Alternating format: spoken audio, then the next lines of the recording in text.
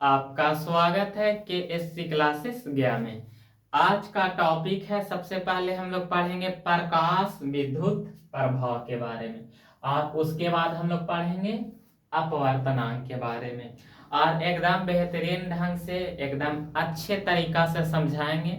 बशर्ते वीडियो को अंत तक देखना और यदि क्लास पसंद आता है तो इस चैनल को जरूर सब्सक्राइब कर देना। जरा ध्यान से समझेगा प्रकाश विद्युत प्रभाव है क्या। तो सबसे पहले इसे हम एग्जाम्पल के मदद से आपको समझाते हैं। ये जरा ध्यान से समझेगा। ई एगो का है तो धातु है। मान लेते हैं कि लोहा के प्लेट है, तो लोहा के प्लेट है तो ये धातु ही होगा। आप जरा ध्यान से समझेगा, ई एक धातु है और यहाँ पर ई का है तो ई है सूर्य, एकदम बिल्कुल खुशी खुशी स्माइल कर रहा है। ये कौन भगवान है? सूर्य भगवान। और ये तो जानता होगा सूर्य से क्या निकलता है, तो सूर्य से प्रकाश निकलता है। सूर्य से क्या निकलता है? तो सूर्य से ही प्रकाश निकलता है और सूर्य से प्रकाश निकल कर आ रहा है और ई जो धातु के सतह है ना, ई धातु के सतह पर क्या हो रहा है? पड़ रहा है। अब ये तो जानता होगा कि प्रकाश एक प्रकार के का है, तो प्रकाश एक प्रकार के ऊर्जा है। प्रकाश एक प्रकार के का है? ऊर्जा है। ये पहला पार्ट में हम बताए हैं प्रकाश एक प्रकार के ऊर्जा है और एकरे मदद से सभी प्रकार के वस्तु को हम लोग क्या करते हैं? देखते हैं। अब जरा ध्यान से समझेगा, ई एगो का है तो ई एगो धातु के प्लेट है और धातु के प्लेट में कौन होता है? धातु में मुख्य रूप से इलेक्ट्रॉन उपस्थित होता है। धातु में भी इलेक्ट्रॉन होता है, इसमें कंफ्यूजन होने वाली बात न है। और इलेक्ट्रॉन को कौन चीज से सूचित करते हैं? ई से सूचित करते हैं। और इलेक्ट्रॉन पर कौन आवेश होता है? तो ऋण आवेश होता है। ऋण मतलब माइनस। अब जरा ध्यान से समझेगा, ये धातु के एगो प्लेट है, इस पर सूर्य के प्रकाश पड़ा। अब बताओ प्रकाश एक प्रकार के का है? ऊर्जा। तो बताओ प्रकाश ऊर्जा के रूप में केकरा में घुसेगा? तो ये धातु के प्लेट में।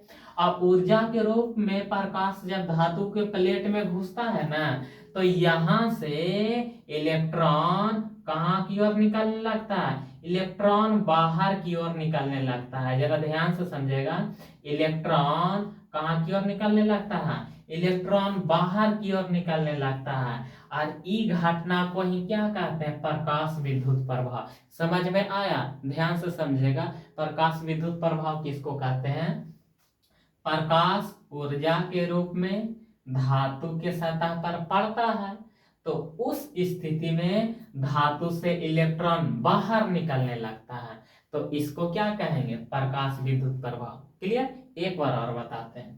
प्रकाश ऊर्जा के रूप में धातु के सतह पर पड़ता है, तो उस स्थिति में धातु से इलेक्ट्रॉन बाहर की ओर भागने लगता है या निकलने लगता है, तो इसी को क्या कहते हैं? प्रकाश विद्युत प्रभाव। और प्रकाश विद्युत प्रभाव के बारे में जो बताया था, उस व्यक्ति का नाम है आइंस्टीन। उस व्यक्ति का नाम क्या है? तो आइंस्टीन। तो बताओ प्रकाश विद्युत प्रभाव के बारे में कौन बताया था? तो आइंस्टीन। यहाँ तक तो बातें क्लियर। अब यहाँ से कई प्रकार के सवाल बनता है और वो भी सवाल केकरा से बनता है? तो प्रकाश से संबंधित कई तरह के पॉइंट बनता है और वो आपके एग्जाम में डायरेक्ट का किया जाता है, पूछा जाता है। अब बारीकी से समझेगा और याद करने का कोशिश करेगा। तो सबसे पहले यहाँ से पहला सवाल यही बनता है कि प्रकाश के वेग की गणना सबसे पहले कौन किया था? वेग कहने का मतलब प्रकाश कितना स्पीड से चलता है, उसी को कहते हैं वेग। देखो गणितवा में कहते हैं चाल, और चाल को ही फिजिक्सवा क्या कहता है? वेग कहता है। जैसे मोटरसाइकिल जितना का स्पीड से चला रहा है वो चाल कहलाएगा गणित में, लेकिन फिजिक्सवा में ओकरा किस नाम से जानेंगे? वेग के नाम से। तो बताओ पहला सवाल क्या बनता है कि प्रकाश के वेग या प्रकाश के चाल के बारे में कौन बताया था? मतलब उसकी गणना कौन किया था कि प्रकाश कितना के स्पीड से चलता है? तो एक व्यक्ति है, उस व्यक्ति का नाम है रोमर। क्लियर हुआ? बताओ प्रकाश के वेग की गणना सबसे पहले कौन किया? रोमर। पहला पॉइंट क्लियर। दूसरा पॉइंट जरा याद रखना, प्रकाश का चाल सबसे ज्यादा कहाँ होता है? तो याद रखना, प्रकाश की चाल सबसे ज्यादा निर्वात में होता है। दोनों पॉइंट क्लियर हुआ? प्रकाश का चाल सबसे ज्यादा कहाँ होता है? निर्वात में। और कितना होता है ये भी अगले हाथ याद रखो, कितना होता है? तो 3 गुना 10 के पावर 8 मीटर प्रति सेकेंड। क्लियर? तो बताओ ये दोनों पॉइंट क्लियर हुआ? बताओ प्रकाश के वेग की गणना सबसे पहले कौन किया था? तो प्रकाश के वेग की गणना सबसे पहले किया था रोमर। उसके बाद प्रकाश की चाल सबसे ज्यादा कहाँ होता है? तो निर्वात में होता है। क्लियर? और प्रकाश की चाल सबसे ज्यादा निर्वात में तो होता है, लेकिन कितना होता है? तो 3 गुना 10 के पावर 8 मीटर प्रति सेकेंड। क्लियर? अब यहां से जरा ध्यान से समझेगा, ई है पृथ्वी, ई का है, तो ये है पृथ्वी। जरा ध्यान से समझेगा, ये है पृथ्वी, ये क्या है? पृथ्वी। और यहाँ पर कौन है? तो यहाँ पर ये सूर्य है। और उसके बाद यहाँ पर कौन स्थित है? तो यहाँ पर है चंद्रमा। यहाँ पर कौन स्थित है? तो चंद्रमा। तो पहला सवाल क्या बनता है कि सूर्य से प्रकाश को पृथ्वी तक आने में कितना समय लगता है? पहला सवाल का, सूर्य के प्रकाश को पृथ्वी पर आने में कितना समय लगता है? सूर्य के प्रकाश को पृथ्वी पर आने में कितना समय लगता है? तो याद रखना 8 मिनट 16 सेकेंड। कितना? तो 8 मिनट 16 सेकेंड। SEC मतलब सेकेंड। पहला पॉइंट क्लियर हुआ? बताओ सूर्य के प्रकाश को पृथ्वी तक आने में कितना लगता है? तो 8 मिनट 16 सेकेंड। क्लियर? अब उसके बाद अगला सवाल कहा है कि चंद्रमा के प्रकाश को पृथ्वी तक आने में कितना समय लगता है? तो ये पॉइंट भी याद रखना, चंद्रमा के प्रकाश को पृथ्वी तक आने में लगता है 1 मिनट। क्या? 1 मिनट 28 सेकेंड। कितना समय लगता है?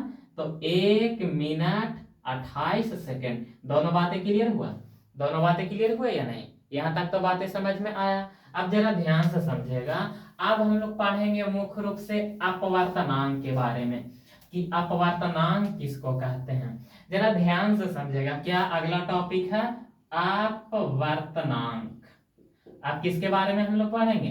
तो अपवर्तनांक के बारे में पढ़ेंगे। जरा इसको ध्यान से समझेगा, इसको भी हम एग्जाम्पल के मदद से समझा देते हैं कि आखिर ये अपवर्तनांक है का।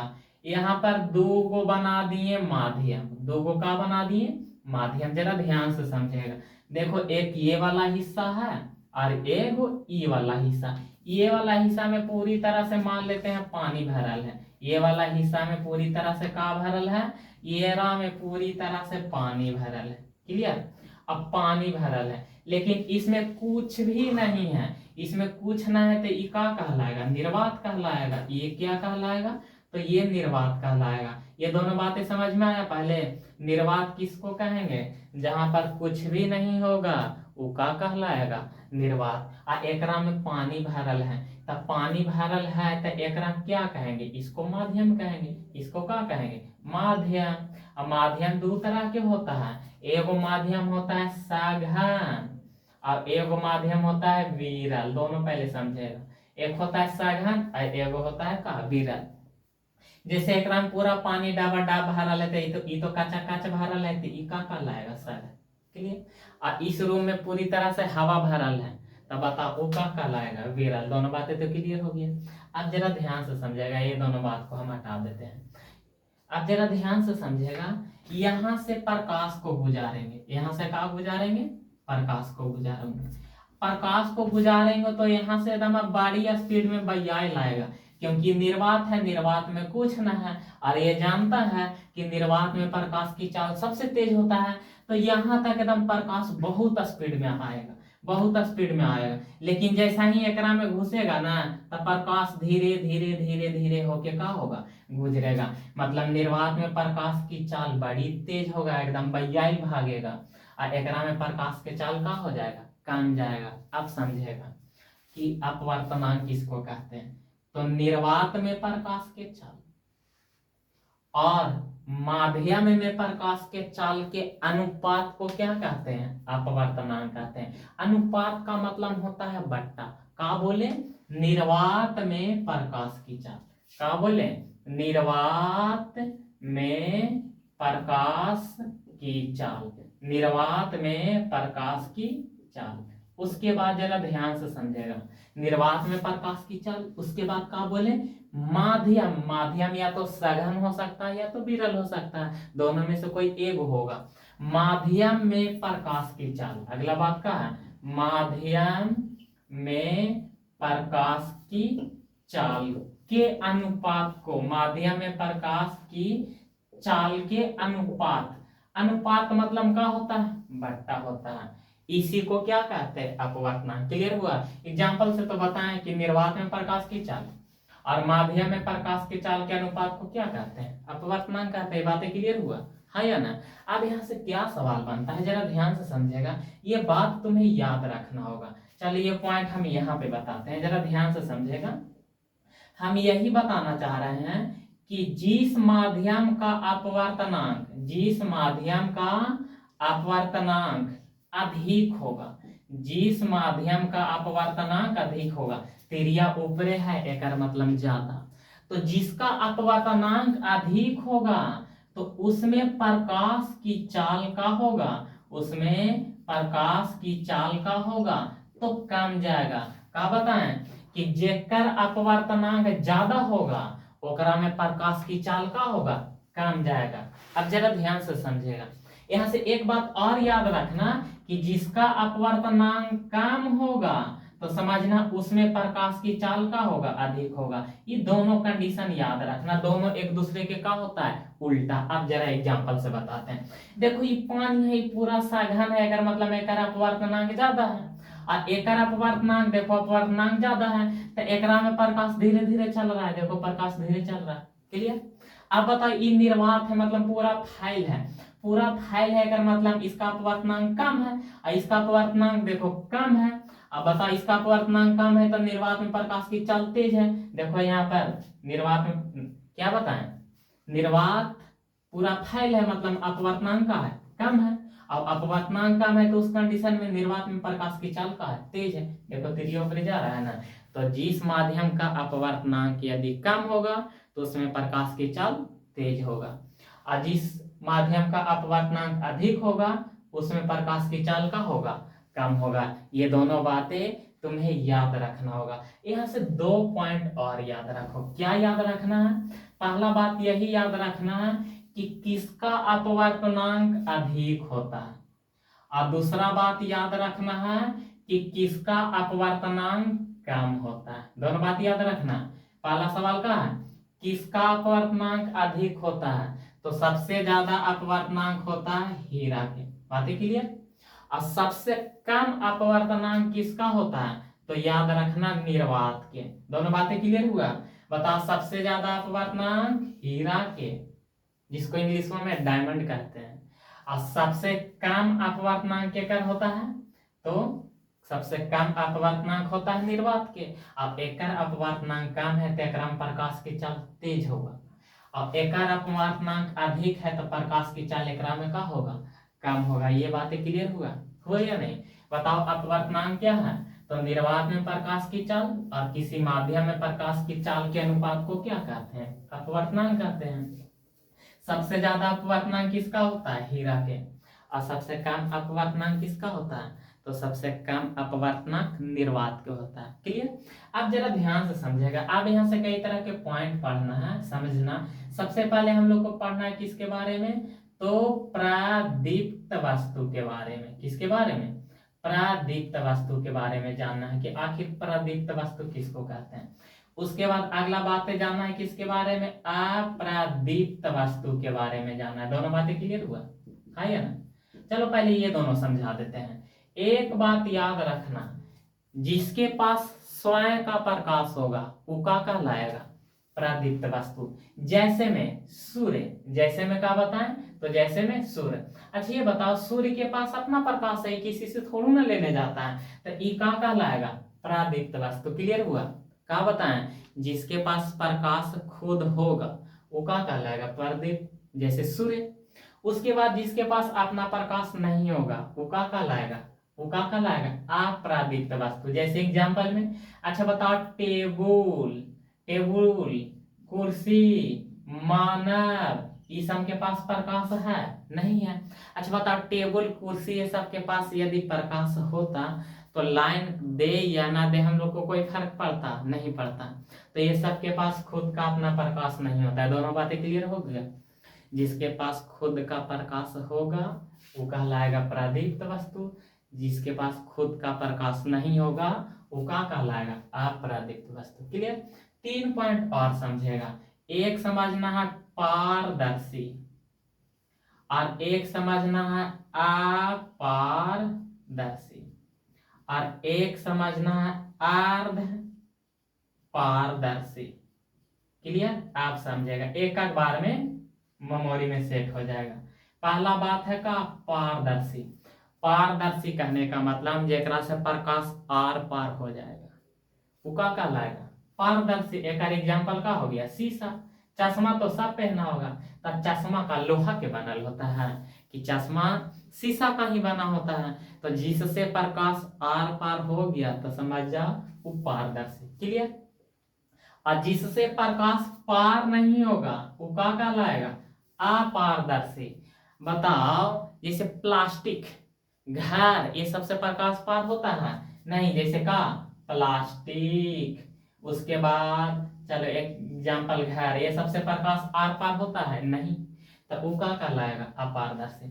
और ये का है अर्ध पारदर्शी, का अर्ध पारदर्शी। अर्ध पारदर्शी कहने का मतलब जेकरा से कुछ प्रकाश पार होगा और कुछ प्रकाश पार नहीं होगा।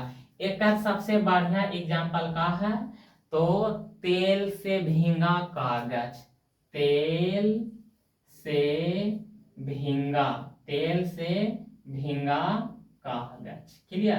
तेल से भींगा, तेल से यदि कागज को भींगा देगा ना तो उस पेपर को इस तरह से सामने रख के देखेगा तो हल्का हल्का ही सब आगे वाला नजर आएगा। क्लियर। ये तीनों बातें क्लियर हुआ। जेकरा से प्रकाश पूरी तरह से पार हो जाएगा, पारदर्शी। जेकरा से एक को प्रकाश ना पार होगा, अपारदर्शी। जेकरा से प्रकाश के कुछ हिस्सा पार होगा और कुछ हिस्सा पार नहीं होगा वो का कहलाएगा, अपारदर्शी। क्लियर। बातें तो समझ में आया।